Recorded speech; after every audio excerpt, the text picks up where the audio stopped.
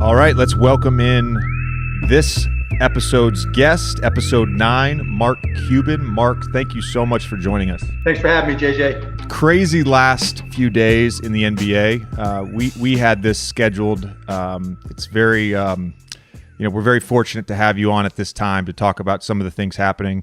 About a minute before we jumped on the Zoom, the NBA and NBPA just released a joint statement about the resumption of the season, about some of the social justice initiatives that we're going to do together. We talked to Landry Shamet yesterday and got some perspective and some insight from him about what the meetings were like with the players, with some of the coaches like Doc Rivers in the bubble. What were the last 72 hours like for you in dealing with the league and with Adam on different phone calls? I mean, dealing with Adam was pretty straightforward. I mean, going in, we knew we were going to be supportive of the players. What's important to them is important to us and really important to this country. I mean, doesn't take a lot of brain power to realize that this is about something that's bigger than basketball, bigger than the NBA. So we went in really wanting to listen to the players and try to fully understand, where they want us to go and how we can help. And that's the path we took. You mentioned brain power. It doesn't take a lot of brain power to figure this out, but there is so much pushback. We're never going to watch the NBA again. Of course, There's the shut up and dribble crowd. It seems to me like just a logical, empathetic person would be able to sort of recognize and acknowledge what is happening. But why do you think there exists a portion of our population in this country that is just completely unwilling to acknowledge what is happening and what has been happening? Well, we live in a very partisan country right now. We take sides, and we're all bandwagoners at some level. And, when that happens, you root for your team, no matter what, and that's what's happening right now. And, there's certain folks that think we're making this political. And, to me, ending racism is not politics. That's an American principle. That's something we've tried to evolve to accomplish, over 160 years, and so I just think people just try to pick a team and go with it. And that really is a function of lack of leadership. Particularly now we're at a point with the pandemic and with, systemic racism where we don't know who to trust with our lives.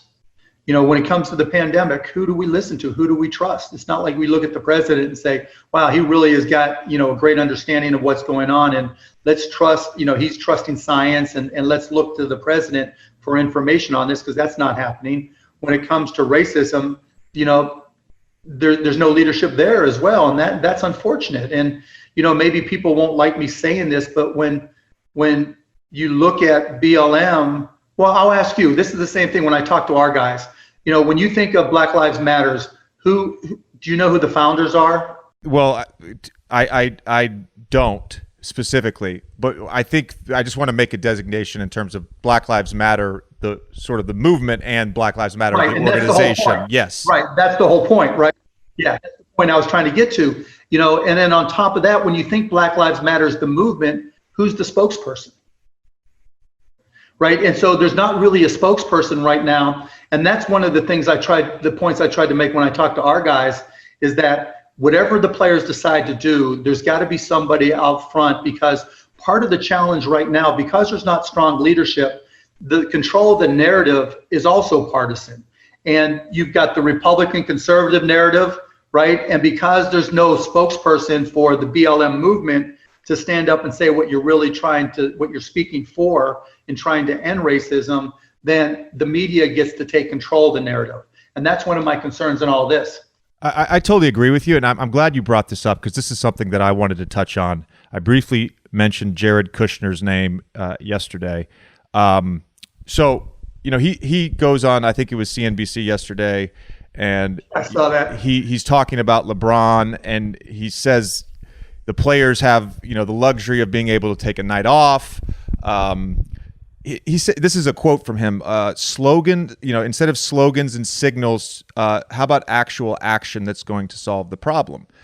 My question to you in regards to leadership of this whole entire movement, why is the burden on professional athletes to solve these problems? Why isn't the burden on an administration, our elected officials, to solve these problems? And why is an entire administration and basically an entire party, Mark, unwilling to even acknowledge and say it out loud and recognize the problem?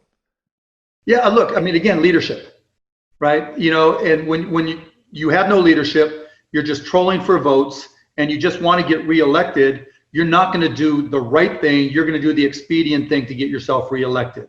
And a function of that is, just being adrift, right? So Jared Kushner says what he says because he knows there's nobody to really challenge him, right? This is just the way things work right now. And that's part of why it's so important what, the pause and the platform that NBA players have, and why it's so important that you guys have a voice that stands out there and is very vocal. When Doc Rivers goes on and talks the other night after our game, powerful. The way he's able to communicate, the leadership that's in his voice, the message that he sends. That's what we're missing in this country, right? Whether it's Doc or somebody from the players. Like when we had our meeting, the Zoom call last night, one of the things that I brought up is who is going to speak to the media? Because in my mind, what you're asking about, JJ, is who's controlling the narrative, right? Why is it on us to bring up these things and talk about these things? Because we don't have any say in the narrative right now. I've tried to be vocal on a lot of issues related to this, but I can't be that person, right? It's got to be somebody that's living it and that it's really, that it's part of their lives that really leads the way. And so that's what we need more than anything. And I think when we talk about it, him trying to put it back on the players and an action item, we don't have anybody to respond to him. You and I can talk about it till we're blue in the face, but there needs to be somebody out there speaking to those Republicans and saying, you're wrong. Look, here are 3 action items that the NBA just put together that we're going to be actively supporting. Here's what else we're going to do. Where are you and what are you doing? Because now we answered your question. What's your answer? Mark, we've talked about this a bunch in the show. We've talked about it with you specifically. How do you sort of decide, when to take the bait and when not to? And by that, I mean Ted Cruz, Hawley, right. Missouri, these guys who are supposed to be United States senators who are elected to, besides COVID, to basically solve our problems as much as they can, are spending their time either going after you specifically or going after the league over and over again rather than doing their job. And so how do you sort of decide when to chime in and when to kind of just ignore them? Depends what else is going on. You've heard me be relatively quiet now because the players have got to take the lead on this, right? It can't be my voice ahead of theirs. It's got to be the players stating what they want. When there's a lull, like pre-playoffs, I don't mind, and I'm bored, as long as I'm not doing it in anger. Sometimes I'll write out a tweet and delete it like a lot of people do. I do that, because you get pissed off at somebody and the competitive side of you just wants to smack them, right? Figuratively. And so, but when I see something from an established politician like Ted Cruz or Josh Hawley or whoever, I don't mind going after them at all because they're using their social media platform. They're using their political platform to make a point. And if they're going to make it at my expense, then I'm probably going to come back and say something. And I, it usually works out pretty well. I want to go back to the action item thing. Tommy's involved with LeBron's initiative, More Than a Vote, and they're doing some amazing things. But when Kushner says that, to me, it's just so it's disingenuous. He's well aware of everything that players are doing. And by the way, but you know what? Let me just tell you, JJ, more so than you think, his brother owns part of the Grizzlies. Yeah. I don't think people have mentioned that. I don't think that has been called out yet. It's crazy. Now they're night and day, right? Yeah. Josh is a completely different dude than Jared is, right? And I know Jared better than I know Josh. And Jared's all CYA. That's all. He knows, The thing about Jared Kushner that people don't realize, every day he walks into the Oval Office and speaks to his father-in-law yells at him and calls him a dumbass and all this other shit. And so he's just trying to hold on to some sense of sanity. I mean, if that's your father-in-law and that's who you're working with or for, I have to have some sympathy. I was on ESPN radio early this morning with Keyshawn and Jay Will, and one of the things I said to them when we were talking about this was when COVID first happened and the league shut down, and you saw this just really it's widespread across the country, people just in very unfortunate situations, out of work, lack of food, all sorts of things, lack of PPE. And time again, you saw NBA players and WNBA players step up in their community. George Floyd is murdered. And since then, you've seen NBA players and WNBA players step up time and time again in their communities.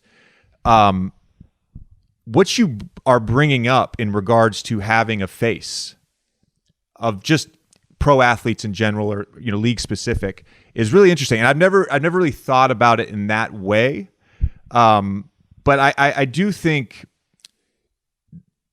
there's got to be better communication if we are going to do that, to let people know what we're doing and what we want. Totally. And we can control that narrative. I think one of the issues though, and you brought this up, there's just been across the board from this administration, just a tearing down of any credible institution. And so we are at an inflection point where we can't trust any information we're getting. And that's fucking scary. Yeah, it is. And it has been for a long time. I mean, he put me and Adam and a bunch of other owners and commissioners on this commission to open back up the country, the sports commission. We had one, call that was more ceremonial than anything else. And that was it. He said nice things about all of us. It lasted about an hour because there were 23 people. And then it's downhill from there. And when it comes to science, I mean, you pick two people, Dr. Birx and Dr. Fauci, right? And they're supposed to, be the scientific information on their task force. And then you denigrate them every chance you get. And so again, and then when people question them, you retweet that shit, right? It's crazy. It's Alice in Wonderland. We're going down the rabbit hole in so many different ways. But to LeBron's point, and you mentioned it, what Tommy's working on, November 3rd, baby, you just got to vote. Mark, let me ask you a question, both regards to this, but then also just with sort of the league in general, because JJ and I have talked about this a lot. The difference with NBA owners versus owners in other sports. And tell me, obviously, if I'm sort of mischaracterizing this in any way, but it seems like the majority of NBA owners are, whether you call it self-made, they started a company, they did this, they bought the team, versus a lot of owners in other sports, or maybe they inherited the team from a parent, they inherited the business from the parent and bought a team because of it, or whatever it is. Do you feel like there's a difference in how NBA owners are handling things now versus owners because of that, or are there other reasons? No, I don't think it's because where they came from or anything. I'll give you a couple reasons. Like when I tried to buy a baseball team about 10 years ago, they told me no chance, right? They didn't want me to be another George Steinbrenner. And then who was the guy that was in charge of baseball? I forget his name now. But in any event, they were like, no, this guy runs it with an iron fist. You work, even though you might own a team, you work for him. And, they told me stories about him giving and taking draft picks, allowing and not allowing deals, shit that would never happen in the NBA, stuff that whether it was David Stern or Adam would just not even consider. And so you've got, and you see it in other leagues as well, where it's the shield or the logo or the league itself that's dominant. Where with the NBA, we're a player-driven league.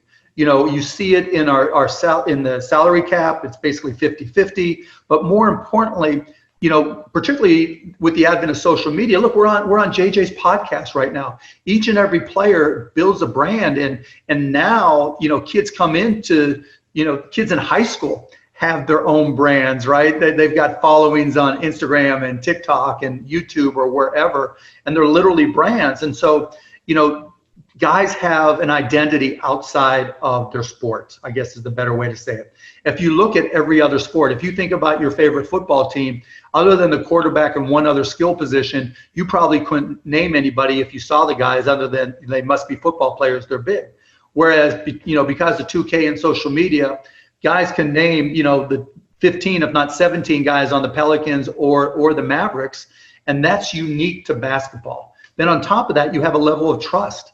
You saw the lack of trust with Major League Baseball.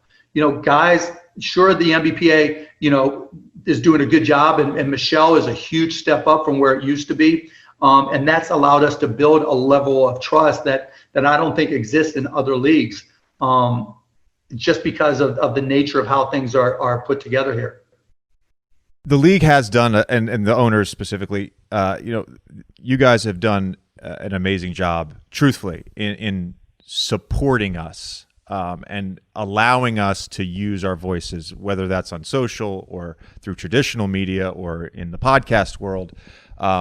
Adam has also done an amazing job. I mean, there's a level of, call it, liberalness that didn't exist with David when he was commissioner.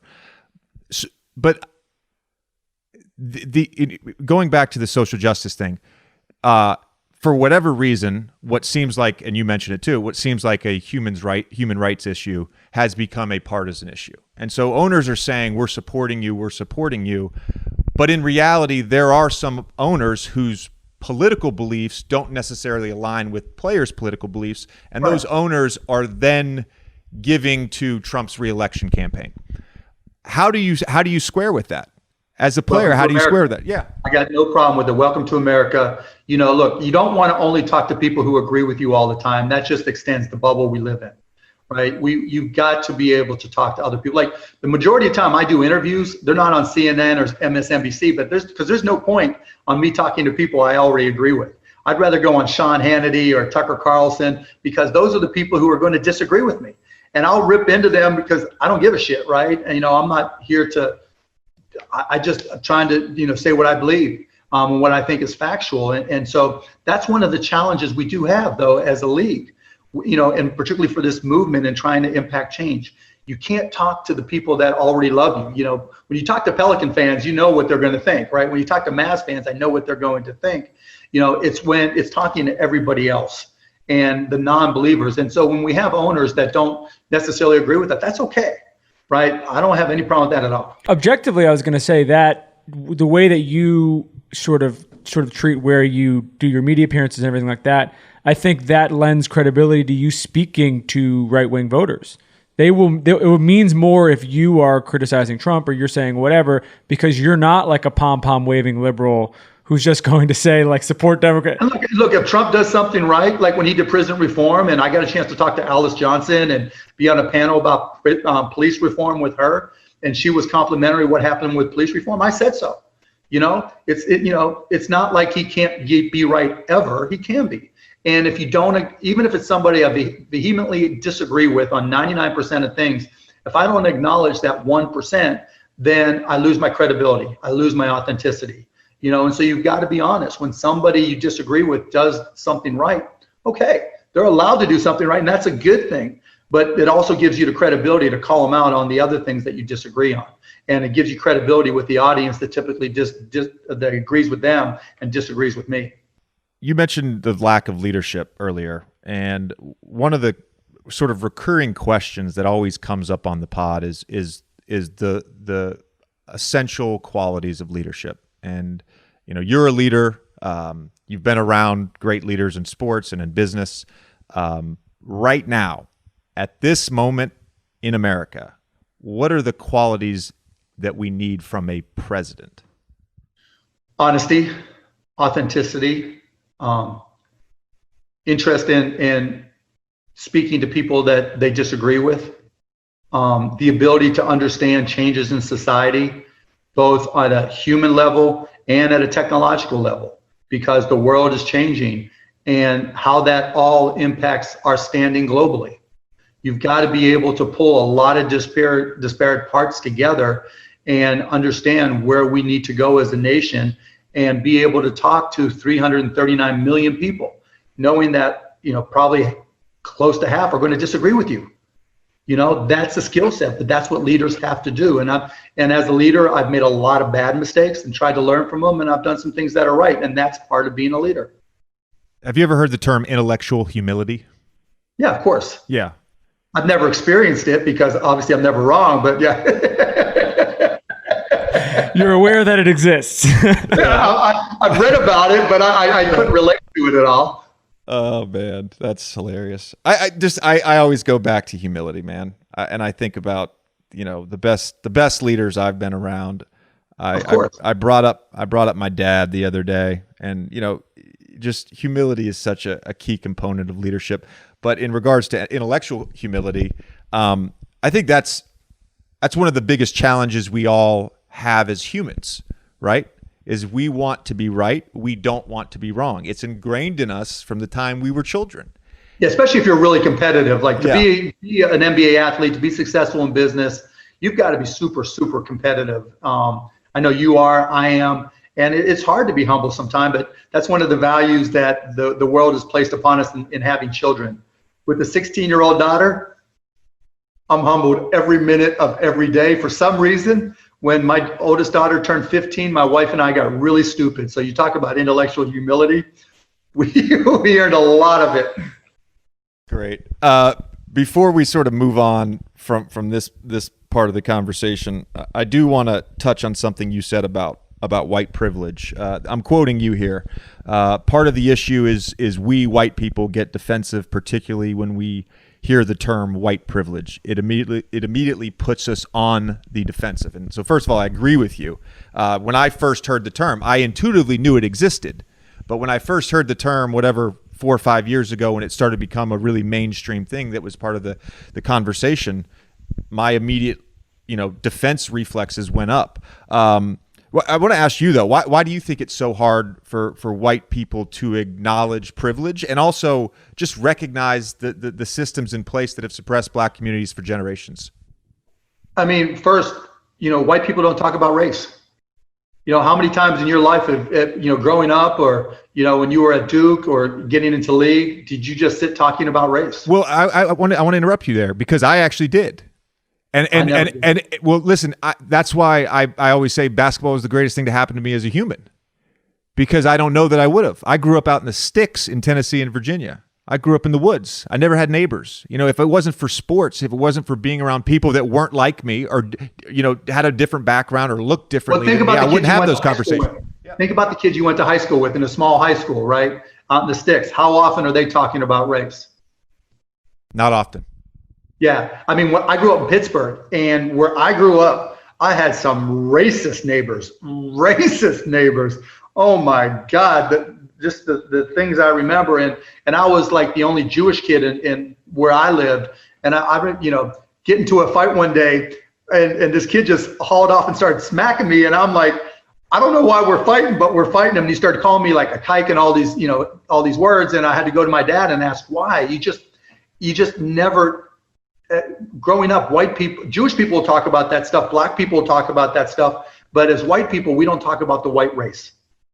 We just don't. We haven't had to have that conversation. Yeah. We haven't had to talk about it.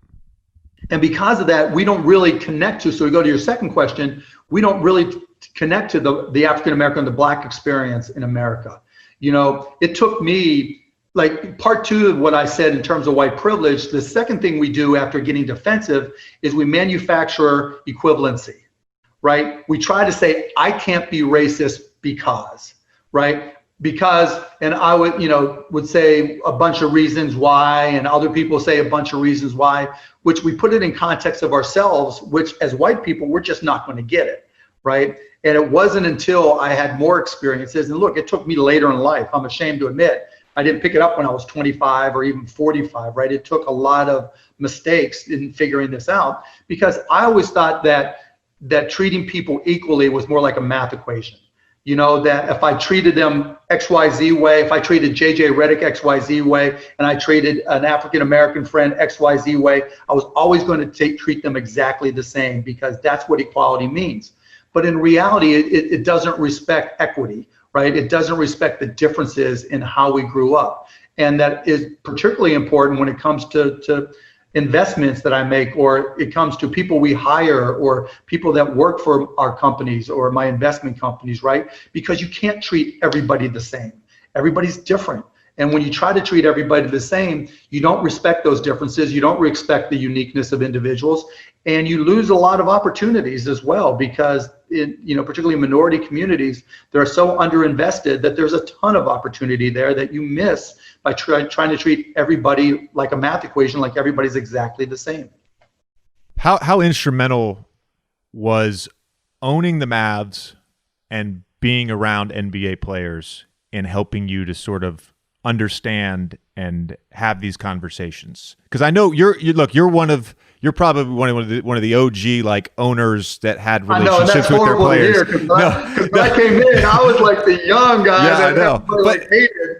Look, owners and players didn't necessarily, like, especially in our league, they didn't have relationships like they do now. And so that's one of the things I helped change. I'm no intellectual humility there. I'm going right to it, because when I got to the league, it was like, go sit up in your suite. What the hell are you doing hanging out with the players and getting to know them and being their friends? I was 41 years old, so I was right about your age. Wow. You know what? You just gave me a little motivation to maybe add a couple extra years on the tail end of my career. I want to play till 41 now, just to just to spite you. Motivation. I'm thinking it's already there. But you get the point. And so to answer your question, I would be a completely different human, right? Because look, my life, I'm the luckiest motherfucker in the world. Period. End of story. I don't have to worry about earning my next nickel. I don't have to worry about my kids or their kids and their financial future. I just have to try to be a good parent, which, is the hardest job. But without having purchased the Mavs, I wouldn't have the exposure to all the different cultures globally, and, getting to have some really close African-American friends.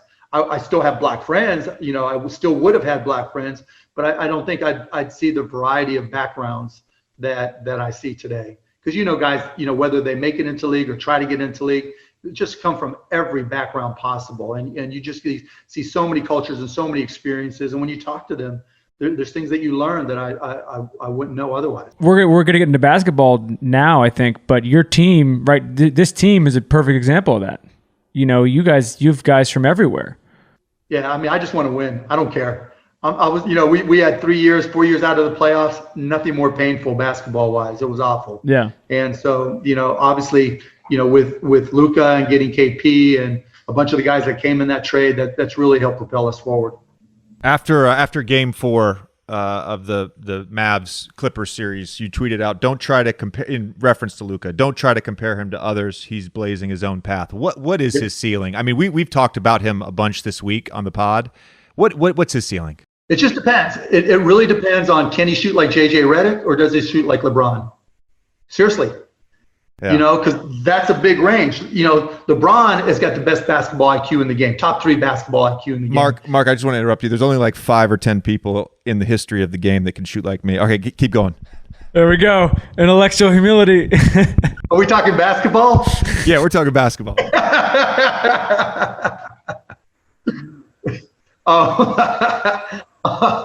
Yeah, so, but you know what I'm saying though, right? Because there's certain guys who that have got basketball IQ that gives them an edge, right? They're already 2 chess pieces ahead, and they automatically make their teammates better. Luka falls in that category, and he's only 21. And so part of his upside isn't just for himself, but it's the fact that he makes everybody around him better. He knows where a guy is going to be. It's like, how many times have you been on the court and just busted your ass to get open? Because that's who you are, right? You work and you move and you get open.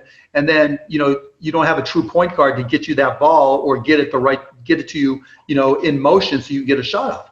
Luka knows how to do that. And he's got the size. A 6'1" guy point guard might have quicks, but he's not going to see the whole court or see over everybody. He's got to find passing angles.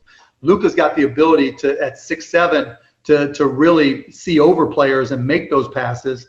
And then he's 230, 235. I mean, he's a linebacker, and so he can get to places on courts that give him on the court that gives him a passing lane. And even if he gets doubled or pressured and there's contact, he can still make plays, whether it's passing or scoring. You know, and I'll give you one other thing that's really relatable in terms of upside. After last season, I was like, Luka, what are you going to add to your game? And I do this with all our guys. And he goes, I need a left hand, right? I need to be able to finish with my left.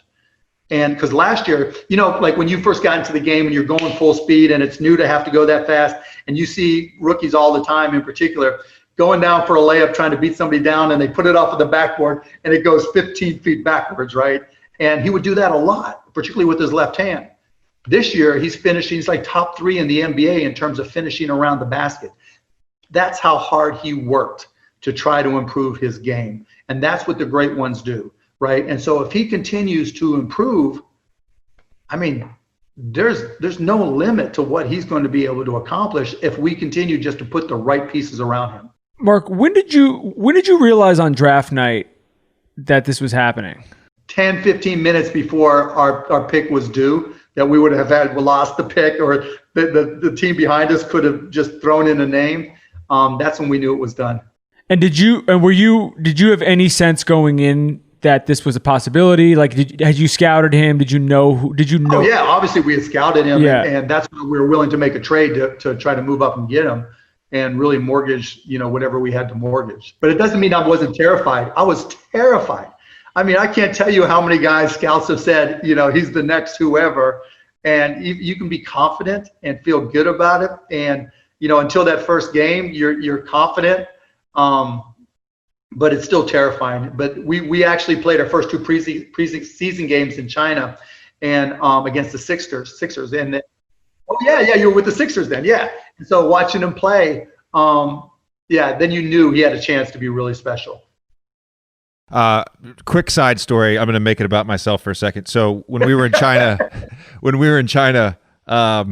for that trip, the first night we got there, we practiced, and then after practice, I set up this dinner at I think it was a Joel Robuchon restaurant. A friend of mine was the maitre d' there in Shanghai.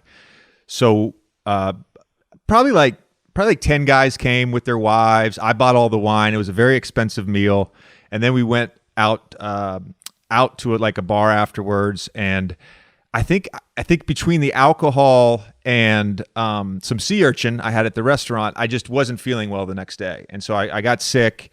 They sent me home from practice. I stayed in my bed for like 24 hours, did not touch a ball, did not leave my bed. And then we played you guys the first game, and I hit 10 for 10. It was the best shooting night of my career. Sea urchin, baby. Sea urchin. And you've been eating sea urchin ever since, right? No, I can't even. The thought of sea urchin just makes my stomach churn. Hey, leave it to JJ to have the best night of his career in an exhibition game in China.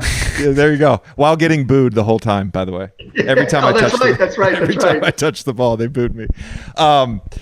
You said with Luka, you said, you know, you realized he was a generational talent after like 10 games. But you talk about sort of the draft, the hesitancy, or, you know, not being 100% confident. When were you surprised, I guess, at the early success and how easy the game is to him? Because it looks so easy. Yeah, we were 100% confident, but you still never know, right? Because otherwise we wouldn't have made the deal. But, you know, once you 10 games in, 20 games in, and you just started to see, you know, it was still a little bit fast for him, but the game was slowing down so quickly, right? Where he could see the game and he was still 2 steps ahead. And guys, the reaction from the players were like, oh my God, you know, I want to play with this guy, put me on the court with him. And, you know, that's all you need to hear. JJ, when did you realize it? In China. So right away. Yeah, it was pretty clear. The thing with Luka that I guess some people thought maybe it wouldn't translate from Europe, but on an NBA court with as much space as you guys provide, he can just get to wherever he wants to go. And it's not necessarily with speed, but his handle's great. Mark, you mentioned how big he is. He just gets to his spot. He plays at his own pace. And in China, I saw that right away. We're going through a wholesale change in the NBA right now as we speak. So if you think of the top 5 guys in the NBA, let's say Kawhi, LeBron, Harden, right? What's the similarity between all of them? None of them are small and quick. All of them are beasts. They're big and strong, and none, LeBron's obviously super athletic, Kawhi's athletic, but you don't think of either one of them as being lightning quick, right? Especially LeBron at this point in his career. But they can bring the ball up, make plays, super IQ, make a shot, but get to the rim when they have space, and they're powerful to finish through contact. That's the change we're going through right now. And I think it'll be interesting to see how drafting happens going forward, because, it used to be you go big, right? You can't go wrong with a big guy. And I think that's going to change, because if a guy can't get you into offense and create his own offense for himself, it's going to be very difficult for him. I mean, if you look at Luka's draft, right? Like the fact that Ayton went 1 and Luka went a couple, a few picks after him. Yeah. Bagley went 2. Poor Kings exactly. fan. Poor Kings. We talked about this with Kevin Love earlier this week on the podcast, but I just, for some reason, I really like the Luka James comparison. I feel like in many ways they're the same player. In a lot of ways, yeah. In many ways, yeah. They're the same player. Am I off on that? No. Now, are you talking LeBron James or James Harden? Harden. Harden. It's like it's layups, free throws, step back threes. Incredible passers. Yeah. Can defend when he wants to, right? Strong, right? Can rebound when he wants to, can pass when he needs to. It really, it depends on the team you put around them and the role they're asked to play. And with James is phenomenal at the role he's asked to play. He's got to carry that team from a scoring perspective, and everybody else just kind of fills around and tries to be athletic and push the ball, particularly since they're so small now. Whereas with Luka, we put more shooters around him, and so that creates even more space for him to get to the rim without having to settle. And he's not as good. I mean, James Harden wasn't a great three-point shooter when he first came in either, and so hopefully Luka will improve to that level, which will open up his game even more. Luka, you obviously had Dirk there forever. He's one of my favorite players of all time, really. You also had Nash. I'm going to mention like Finley, Sean Marion, Jay Kidd you had for a bit on the tail end of his career. What are the commonalities with these great guys, with the best players? What are the commonalities? Effort, focus, and work, right? Working on their craft, wanting to be the best and putting in the time. Lots of guys have talent, but Father Time is undefeated, right? At some point, your body is not where it used to be, and you can't just get by on athleticism. So you have to know the game, work at the game, and add to your toolbox. And the great ones do that all day, every day. That's what they think about all the time. Like I said, what I mentioned to Luka about what's he going to add to his game. Sean Marion, 10 years in, Dirk, 15 years in, I could ask them the same questions and they'd give me an answer. And they do it, and they put in the time. Dirk, was the most disciplined guy I'd ever been around. The day he started working out, there's no sweets, it's sugar-free, no fried, no ice cream, no nothing. And I know you do a lot of the same things as well, right? Because you can only go as far as your body will take you. And as you get older, the things that were easy, you have to make up with basketball IQ and other ways of doing it. And that's what the great ones recognize and deal with and work at. Yeah, I won't put myself in the great ones category, but I would say you just did. I mean, numbers don't lie, Mark. I mean, come on. When you combine volume and efficiency, I mean, I'm there. I'm in the conversation. I'm not top 5. I don't think I'm top 5, but I'm somewhere. I'm hovering in the 10-ish range. I'm hovering in that range. Wait, I got Ray Allen on the line. Wait, no, Ray's in the top 5. Be very clear about that. No, but like in the off season, I take a little bit of time off from basketball. I stay in shape. Obviously, I still eat the same way that I always eat. But when I start my basketball workouts in the off season, like it's every day except Saturday. I have a routine where I make 342 shots on every Sunday. And I stopped traveling. Obviously you can't travel right now, but in a normal off season, I stopped traveling. There's no vacations after that. And that takes me all the way into training camp. And then once the season starts, I have my practice routine. I have my game day routine. I have my off day shooting routine. You have to. It's now I'm going on probably 11 years of that now, where I've been the same way since my third year. So let me ask you this. How much have you had to fine tune your shot as you've gotten older over the last 3 years? I probably lift more legs now than I do upper body. And that's right, because you don't have that natural lift that you used to have. I don't have that. At 36, I don't have the explosiveness. Not that I ever had a lot. I'm a lot older than 36, and I still go out and shoot three. When we could, I'd play pickup all the time, and that's the difference. I have to work out my legs and remind myself to bend my knees a whole lot more than I used to, right? And so it's just part of the drill, part of that adjustment. But if you don't have those routines, you don't recognize it. You think you can just get by with what always worked. And that's the difference between the guys that play, 14, 15, 16 years and the guys who fall out. Yeah. This is the thing that I try to impress upon the young guys that, as I've gotten older in my career, I've been like, it all comes down to routine. The routine and the preparation takes away the anxiety. The routine and the preparation gives you the confidence. The routine and preparation gives you the longevity. It's all it comes down to. Like to your point about Dirk, and Dirk, I would put in with like Ray Allen. Like those guys are legendary with their diligence and work ethic. And I think that and the mental toughness, basketball IQ, like you have to be so intelligent to be great. That is the two separators to me. Talent and natural athletic ability, whatever. Like those are the two separators. Don't share that with too many of the guys around you right now. Let them figure it out for themselves. Yeah.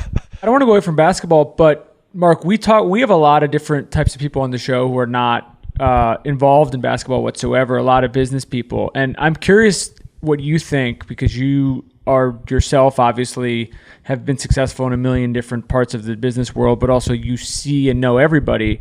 What are the similarities you see between the Steves and the Dirks of the world and folks in other industries that have also been successful? Always learning, because the world changes every day, particularly technology changes every day. Like AI has been around for a long time, but just the technology underneath it is over the last 5 years getting to the point where it is quickly becoming mainstream. And it's not like I took AI in school back in Indiana way back when. So I have to sit and do tutorials. I have to watch videos. I have to read books. I have to, try different things so I can teach myself these things. And everybody that I know that's successful in technology, it does the same thing. They're always learning and always trying to get an intellectual edge, because there's always going to be some 12-year-old, 16-year-old, 20-year-old kid that's trying to kick your ass. And I'm not ready to let them kick, and so you got to always be learning, and that's the one commonality. I love that. And to bring it back to hoops, whether it's a GM, an owner, a coach, obviously players, but the game is always evolving.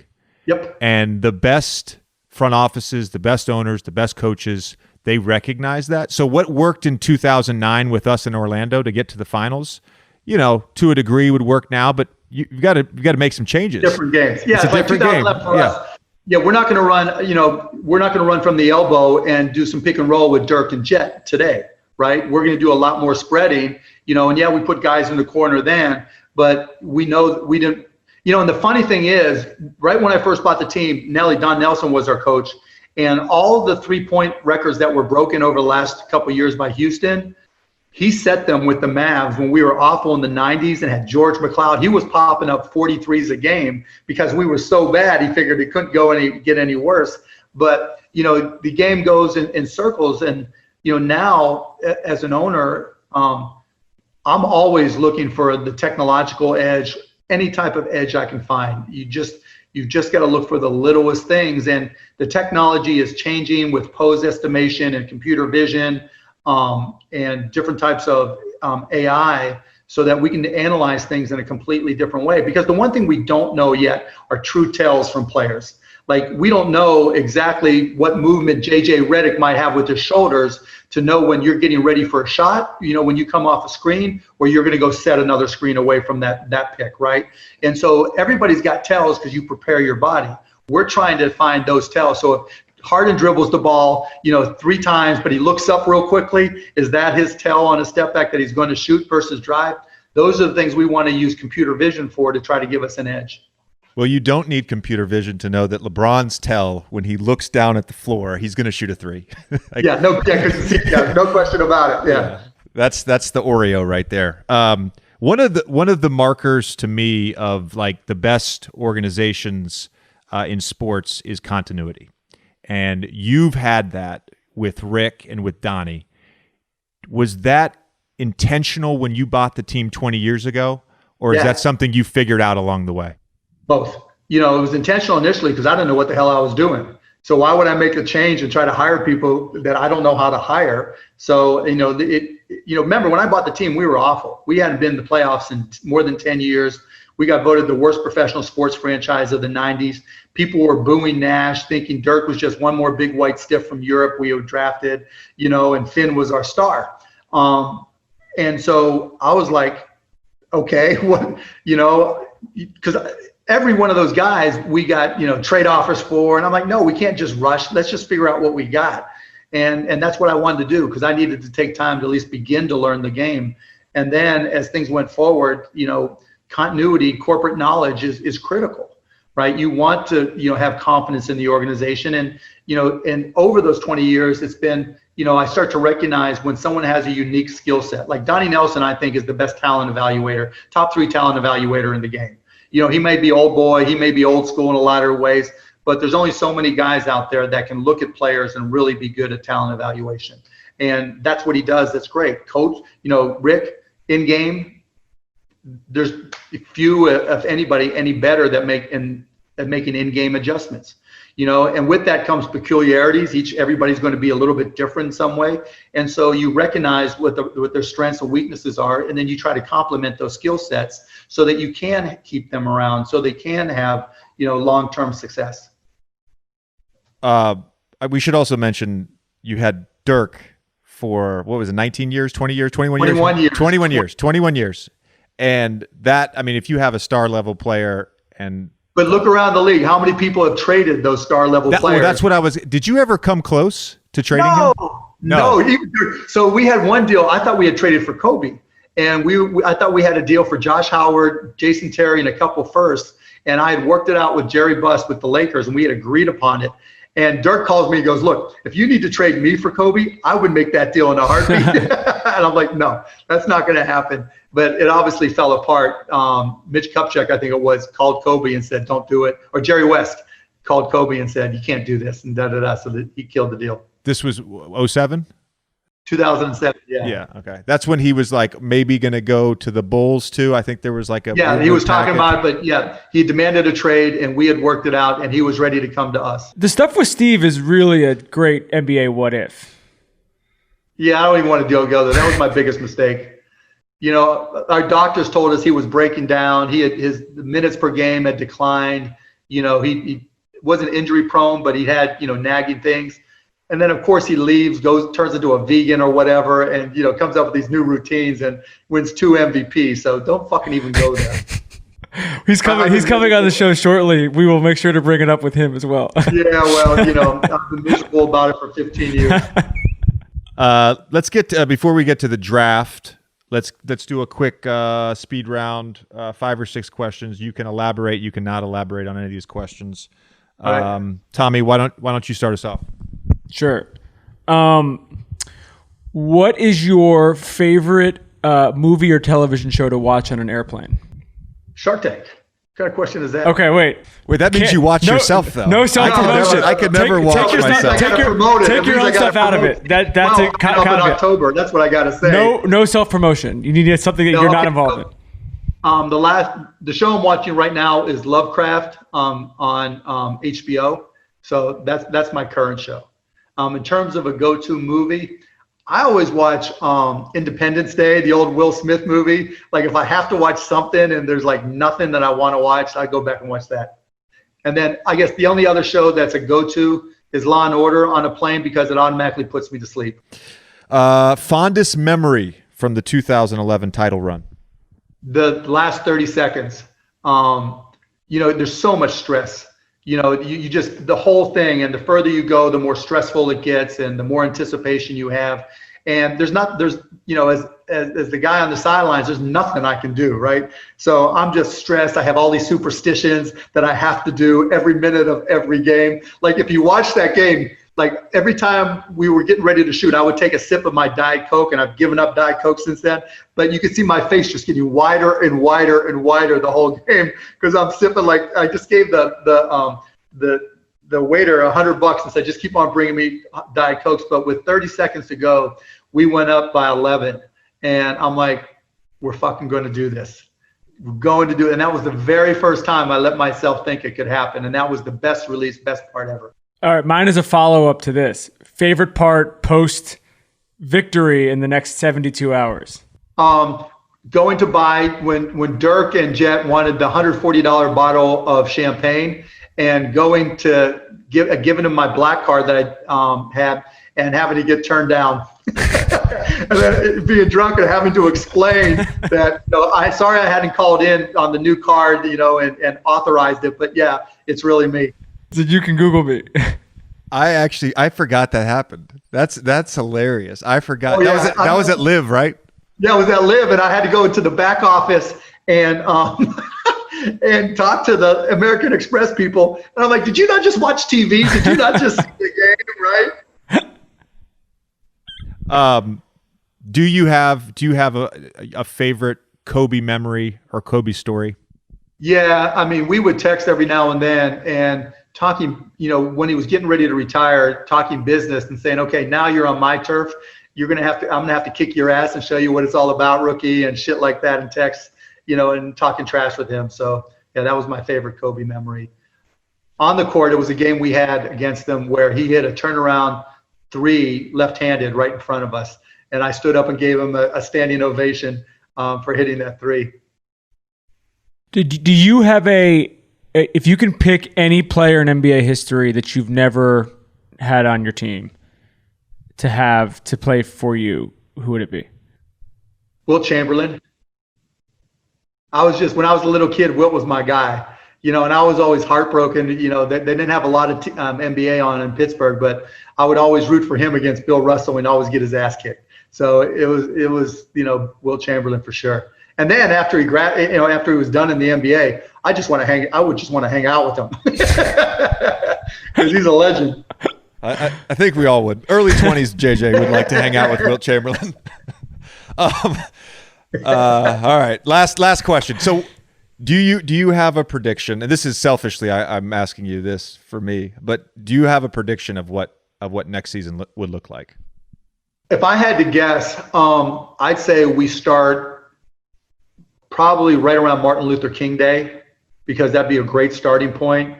And, the healthcare tech geek in me is really confident we're going to have a vaccine, really confident. And I think we start to get that in volume in November, December, and then it starts to get out there. And by February, come Martin Luther King Day, we hopefully, knock on wood, we'll be able to have fans. And so that's what I think happens. That's great. And that's just me guessing. That's not talking. Yeah. That's great. All right, let's get to the draft. Tommy, do you want to explain the draft? Today we're drafting. If you can only have you're stranded on an island, you can only have 5 apps on your phone. Somehow there's Wi-Fi on the island. What are those 5 apps? So you're the guest. You're up first. Okay, Netflix. Okay. Didn't even consider that. Tommy, you're next. I'm going Instagram. I probably shouldn't say this, but I spent Instagram. I waste so much time on Instagram, but I love it. I'm curious to see if Twitter gets picked. All right. I spend way too much time looking at real estate. It's my a weird obsession.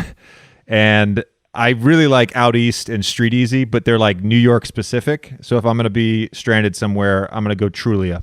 So my second one, I'm going to go Vivino. Oh, got it. Okay, got it. All right. Yeah. So I can look at my wine. There you go. I like it. Second, I think I'm going Postmates. I had a hard time considering which of the food apps. I just use Postmates the most. I'm not sure it's the best, but I use it the most. And I especially over the last 6 months, I've been using it twice a day. So I feel like they will get me what I need to eat. I can't fend for myself in the kitchen on this island. It's a good pick. All right, Mark. Mark doesn't like it. Mark is. I mean, Amazon delivers everything, right? You know, and I know Amazon is a great pick. Even if I'm on a desert island, they're bringing me what I need, right? And so there's going to be some drone, or there'll be a carrier pigeon dropping off my coconut water, and so I'm going with Amazon. All right, second pick. You get another one, Mark. Oh, okay. Snake it. TikTok. Absolutely, TikTok. Damn it. I love me some TikTok. I was holding it. I thought Noah was going to take it. Man, because you got to kill time on a desert island, man. Yeah. So I get to make stupid little videos. What do you think is going to happen with TikTok? I think they get sold. The question is, does Microsoft screw it up? Yeah. Will that change any part of the product, or it'll just sort of be? Not if they're smart. But it won't be easy for them to take it over, because the AI, what makes TikTok so compelling is the AI and computer vision that ByteDance, the owner, has. That's what makes it incredible, because they don't just look at who you follow and all that stuff. They look to see what you actually watch. And like, if you just start watching basketball highlights, they're going to just feed you basketball highlights no matter what else you do. So it's the smartest app out there.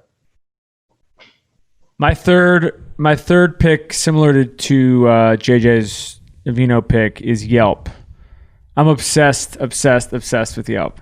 You're on a desert island. Like, what good is a Yelp? It's fine, because whenever I get off this island, the first place I'm going, I'm going to know exactly where to eat and exactly where to shop. That's so weak, Tommy. So weak. The funny thing is, I have never left a Yelp comment. I don't even have an account. I refuse to, yeah. Ever. I just go on it. I'm the same. Tommy stands for Yelp all the time. It's such a terrible app. It's just terrible. It's terrible. I'm sorry, Tommy. You can't trust Yelp.